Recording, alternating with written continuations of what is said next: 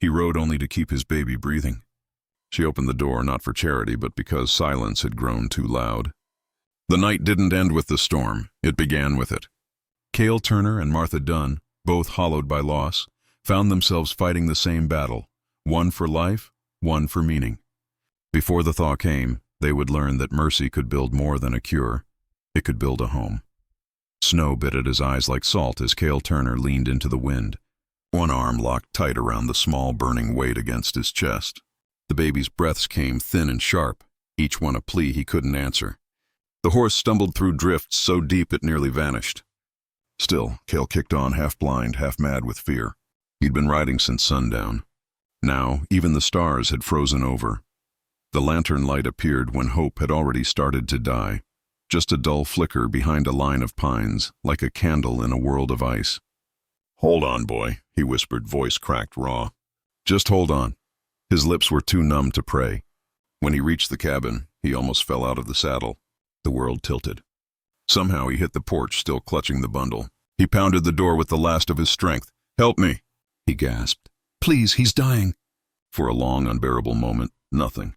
Then a soft shuffle. The latch turned. A woman's face appeared in the slit of lamplight, tired, guarded, framed by brown hair streaked with ash. Her gaze landed on the child and something broke behind her eyes. "Get inside," she said. "Quick." Cale stumbled through. The air inside seared his lungs, heavy with wood smoke and pine sap. He laid the baby on a rough plank table, fighting to unwrap the frozen blanket.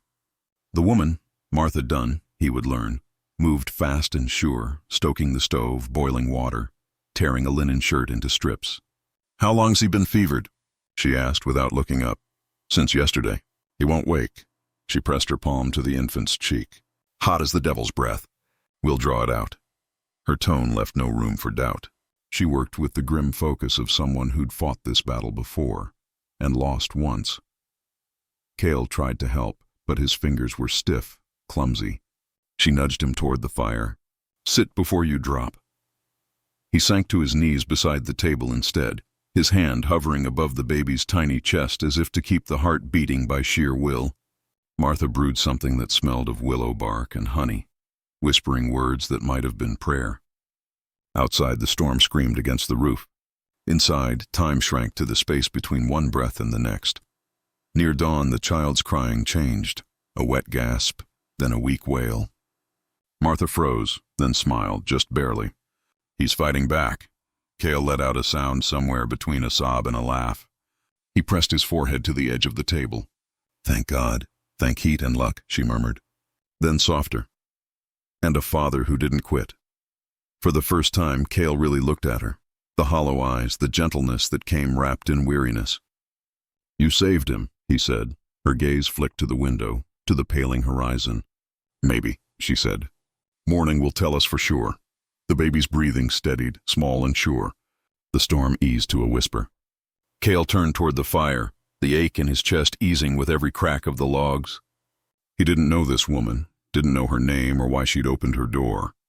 But something in her presence felt like the first honest thing he'd touched in years. When the light broke through the shutters, soft and silver, Martha poured him a tin cup of coffee and met his eyes. "Rest now," she said. "You'll need your strength. Nights like that don't end just because the sun comes up." And for the first time since his wife died, Cale Turner dared to believe she might be wrong. Maybe this one just had. The fire had burned low by the time Cale woke. He didn't know how long he'd slept. Only that for the first time in days, silence didn't mean danger.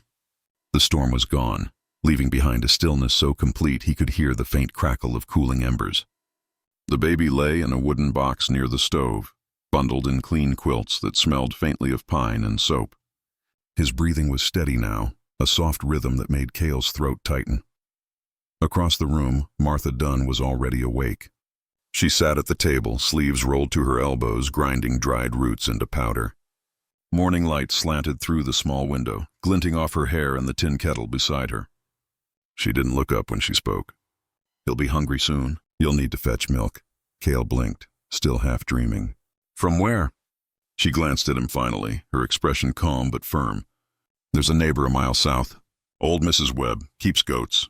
Tell her it's for me. She'll help." He nodded slowly, still groggy.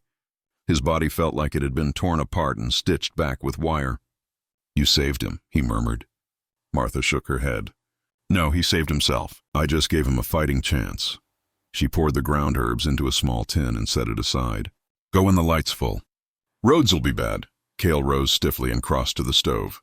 The warmth soaked into his skin, easing the ache. "You could have turned me away last night," he said. "Most folks would have." She stopped, hand stilling on the tin lid. "Maybe I should have," she admitted. "But I've buried one child already. Didn't want to hear another die outside my door." The words hung between them like smoke. Cale didn't answer. There wasn't anything to say that wouldn't sound small. Instead, he crouched beside the box and brushed a calloused finger along his son's tiny hand. The baby stirred, gripping weakly. The strength in that small grasp nearly undid him. Outside, the land gleamed white under a pale sun. The wind was calmer now, carrying the faint scent of thawing cedar. Cale saddled his horse, every motion slow from exhaustion. Martha stepped out onto the porch to hand him a wrapped cloth of bread. "For the road," she said. "You'll need to eat something that isn't worry." He took it, their fingers brushing. The brief touch startled them both. "I'll be back soon," he promised. "Be sure of it," she said. But there was no softness in her tone, only a guarded sort of concern. The ride south was quiet except for the horse's steady breath and the crunch of snow. The cabin behind him looked small now, smoke curling lazily from its chimney. He thought of the woman inside, how her voice carried no pity, only purpose. In another life, he might have called her cold. Now he saw it for what it was, strength carved from loss. By the time he returned with milk and a promise of more from Mrs. Webb, the sun had climbed higher. The baby was awake and whimpering. Martha took the pail, tested the warmth, and fed the child with the care of someone handling something sacred. The sight tore something open in him. "You've done this before," he said quietly. Her eyes flicked to his. "Once, long ago." Silence filled the cabin again, but it was a different kind of silence, gentler, fragile. The baby finished drinking and drifted off, his lips slack around the cloth. Martha adjusted the blanket and stepped back. "You'll stay until he's strong," she said, almost to herself. Cale hesitated. "I don't want to be trouble." "You already are," she said, a faint smile touching her mouth. "But I'll manage." He couldn't help but smile back, weary and grateful. The light through the window turned her eyes to amber. For a heartbeat, he forgot the cold, the fear, the miles behind him. Outside, the snow began to fall again. Not a storm this time, just a quiet drifting. Inside that cabin, something wordless settled between them. Not safety yet, not trust, but maybe the beginning of both. By the third day, the cabin no longer smelled of sickness. It smelled of life. The fire burned steady, and the baby's faint coos had replaced the rasp of fever. Cale Turner had spent most of the night awake, sitting near the stove, just watching the rise and fall of his son's chest. When dawn came, Martha found him still there, his hair damp with sweat, his eyes rimmed with exhaustion. "You'll fall over if you keep that up," she said softly, tying her shawl. "I've gone longer," he muttered. "Not since last night, you haven't." She poured coffee, black and bitter, and set it beside him. He looked at it like it was a miracle. "You always this bossy?" "Only when it saves lives." He almost smiled. Almost. Outside, the snow had crusted over into hard, glittering ice. The world was silent except for the creak of branches and the occasional faraway caw of a crow. When Cale stepped out to fetch wood, he realized for the first time that the tracks he'd left on that desperate night were already fading. Like the land itself had chosen to forget how close he'd come to losing everything. Martha joined him a while later, gathering split logs into her arms. The morning light caught on the fine lines at the corners of her eyes, the marks of long winters and longer nights. "You run a ranch alone?" she asked, voice casual, but there was something curious under it. "Used to," he said, tossing another log into the pile. "Since my wife passed, it's just been me and the boy. Trying to hold on to what's left." Martha nodded slowly, her gaze falling to the snow.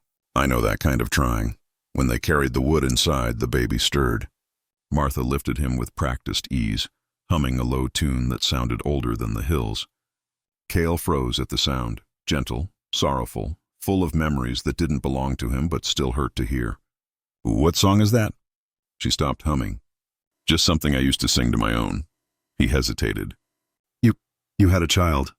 Her eyes flicked toward the fire, and for a moment he thought she might not answer. I did, she said finally. A little boy. Fever took him. Same winter my husband went to town and didn't come back. The room went still. The only sound was the baby's soft breath. Cale swallowed hard. I'm sorry, he said, because it was the only truth that fit. Don't be, she replied, brushing the child's hair from his forehead. He had someone to hold him at the end. Most aren't that lucky out here. Cale stared into the fire. The flames licked at the blackened wood, snapping softly. He thought about all the things he hadn't said to his wife before she died, all the times he'd chosen work over her comfort, silence over her worry. Maybe that was why he'd ridden through the storm without thinking, because guilt can drive harder than fear. Later, when the baby slept again, he helped Martha mend the broken shutter. They worked side by side, quiet, the rhythm of hammer and breath filling the small space. When a nail bent, she chuckled under her breath. City hands, she teased. Used to be steadier, he said. Storms'll do that to a man. Something about her tone made him glance at her. Her face was turned toward the light, soft but strong. He realized then that beneath the weary calm was a woman who'd built a life out of ashes. And maybe, if she let herself, could build another. By afternoon, the snow began to melt in thin rivulets down the slope. The cabin creaked as ice slid from the roof. Martha leaned in the doorway, watching the gray sky lighten. Spring'll come soon, she said quietly. Cale followed her gaze. Feels hard to believe. It always does, she answered. Till one day it's just there. For a long moment, neither spoke.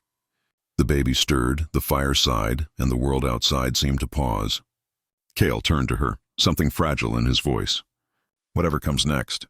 Thank you. Martha looked at him, really looked this time, and for the first time since he'd arrived, she smiled without sorrow behind it. Don't thank me yet, she said softly. Winter's not done with us. By the fourth morning, the quiet felt uneasy, too still, too perfect. The baby was stronger now, smiling when Martha brushed her fingers along his cheek. Even the cabin seemed gentler, its corners no longer full of fear. Yet Cale Turner couldn't rest. Every time the wind shifted, his shoulders tightened. He kept glancing toward the ridge beyond the trees as if something were coming down it. Martha noticed. You've been listening to ghosts all morning, she said, setting a loaf of bread to cool. He forced a grin. Just wind. Wind doesn't make men flinch like that.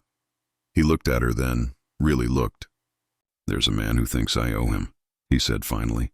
A deputy from Jackson Creek said I stole a mare when my wife was dying. I didn't. I borrowed it, rode for help, and brought it back. But truth doesn't mean much when you're poor. Martha's expression didn't change, but her hands stilled on the bread knife. You think he'd come all the way out here? If he thinks he can make a show of it, I reckon yes.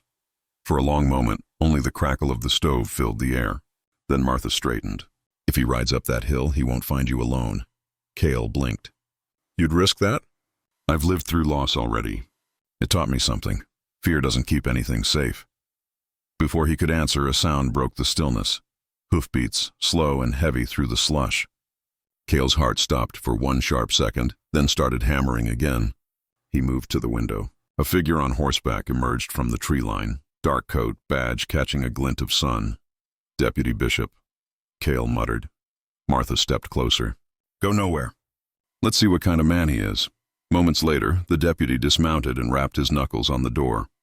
Martha opened it, her posture steady, eyes calm as a frozen river.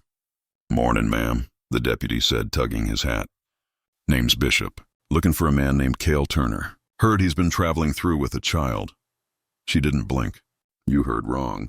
Only travelers here are snow and wind. Bishop smiled thinly. That so? Shame then. There's a price for the truth where I come from.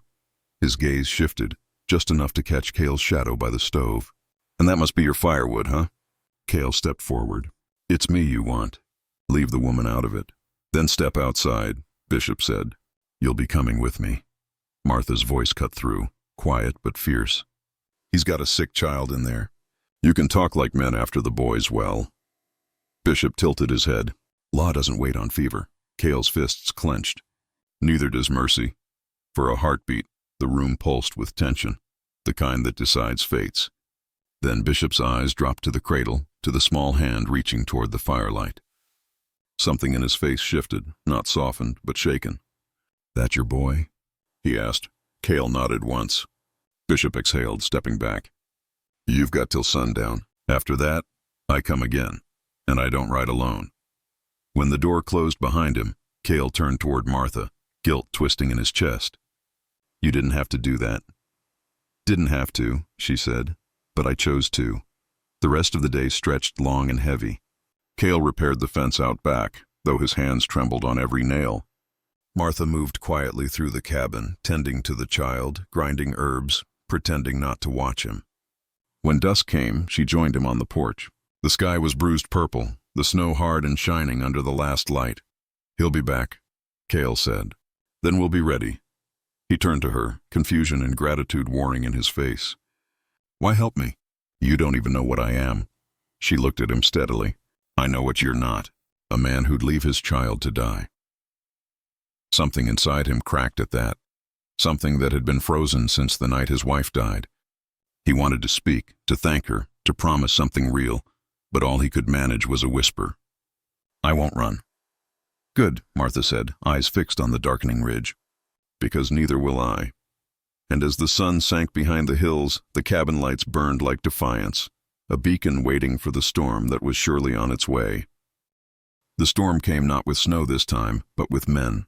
By noon the ridge was alive with the sound of hooves, 3 riders cutting through the thawing slush, their badges glinting like teeth in weak sunlight. Cale Turner stood on the porch, rifle hanging loose in his hands. He wasn't aiming, just waiting. Inside, Martha watched through the window, one arm around the child, the other steadying her own breath. Deputy Bishop rode ahead, coat flapping open, eyes narrowed. "Didn't figure you'd still be here," he called out. Cale didn't move. "Told you I wouldn't run." "That makes you either honest or foolish." "Maybe both," Cale said. "But not a thief." Bishop dismounted slowly, his boots sinking into the melting snow. The 2 men faced each other in silence, the kind that made the wind itself hold still. Behind Cale, the door creaked open. Martha stepped out, holding the baby close beneath her shawl. Her voice carried low but sure. "You said sundown," she reminded him. "The sun's still climbing." Bishop's eyes flicked toward her and something softened. Respect, maybe, or shame. "Lady, you got no part in this." "I do now," she replied. "He rode through death to keep that child alive. You think law should punish that?" The deputy didn't answer. His men shifted uneasily behind him. The silence stretched until one horse snorted, shaking its mane. Bishop sighed, rubbing a gloved hand over his face. "You're right," he muttered finally. "Law don't always fit the land." He reached into his coat.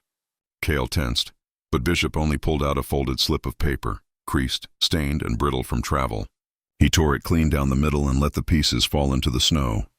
"You were never here," he said, "and I never saw a woman brave enough to make me think twice." Cale's grip on the rifle eased. "Why the change of heart?" Bishop met his gaze. "Because I saw the boy breathing. Reminded me what I used to believe in before the badge told me otherwise." He turned to mount his horse, but paused. "If you're smart, Turner, you'll stay where kindness found you. The world beyond that ridge don't give much of it." Then he rode off, his men following in silence until the sound of hooves faded into the trees. For a long while, neither Cale nor Martha spoke. The wind rustled the thawing branches. Somewhere a crow called once, distant and hollow. When Cale finally turned, Martha was still standing there, the baby asleep against her shoulder. "You didn't have to step out," he said softly. "I did," she answered. "You saved him. I just made sure you'd get to see it." Cale looked at her, really looked. The strength behind the quiet, the grace behind the weariness. He took a step closer, his voice rough with something unfamiliar. "I thought saving him was all I had left." "But you—" He stopped, searching for words. "You gave me something more." Martha's eyes glimmered in the thin light. "Don't thank me," she said. "Just stay," he did. Days passed. The snow gave way to soft earth and the first green shoots of spring. Cale built a small pen for the goats Martha had traded for herbs. The baby, James, laughed for the first time, a bright sound that filled the cabin more than any fire could. At night, when the wind softened, Cale and Martha sat by the door, shoulders almost touching, listening to the land thaw around them. Once she caught him staring at the horizon, the way men do when they're half afraid of peace. "You miss the road?" she asked. He shook his head. "For the first time, no." She smiled faintly. "Then maybe you finally found what you were riding toward." He reached for her hand, fingers rough and certain. The cabin behind them glowed with quiet life, smoke curling upward, a child's breath steady inside. Cale Turner had come seeking medicine, but what he found was a cure neither of them had expected, a home stitched together by mercy, and a love born not from passion but from survival turned gentle. Outside, the last patch of snow melted into earth. Inside, warmth lingered long after the fire died,